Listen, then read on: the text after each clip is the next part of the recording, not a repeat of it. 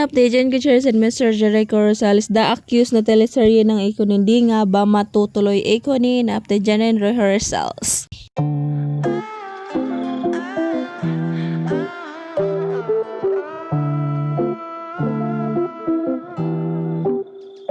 Alright, what's up guys? Welcome back po muli sa aking YouTube channel. So for today's video update, good morning guys. Iko ni update dyan ko and Mr. Jericho Rosales, the accused na teleserye ng Iko hindi na nga ba matutuloy. Janin ko Cherries, day 3 bench body rehearsals. Kasi guys, 20 na ngayon, then bukas na po sila rarampa sa bench body of work. So abangan si Miss Janin Gutierrez doon.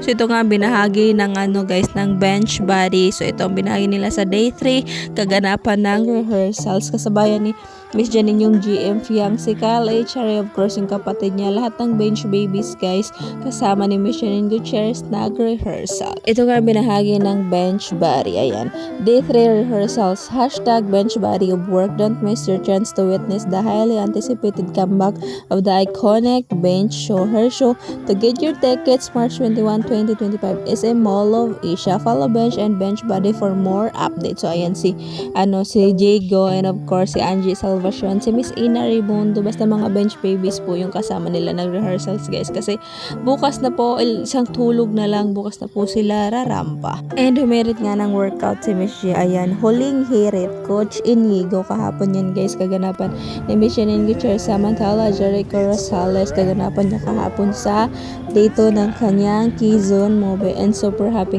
siya kasi happy nga sa Eko kasi yung tent niya guys ang bongga, ang ganda, may mga plants pa, then Eko love plants so much. So ayan, I love my hashtag Kizon family. Old man is very touched and happy.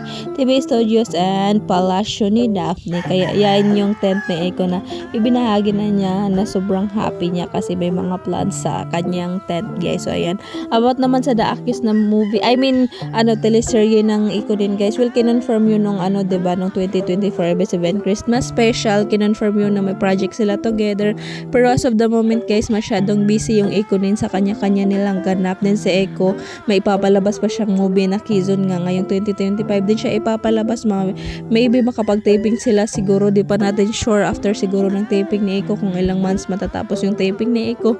Din si Janine may tinaping din sila as of the moment guys. So yung The Accused, abangan na lang natin kung i-announce pa ba yon or baka mapalitan ng title, di ko lang sure guys, pero abangan na lang natin yan soon guys kung ano yung kaganapan nila sa The Accused. So ayun lang guys, ingat, love lots.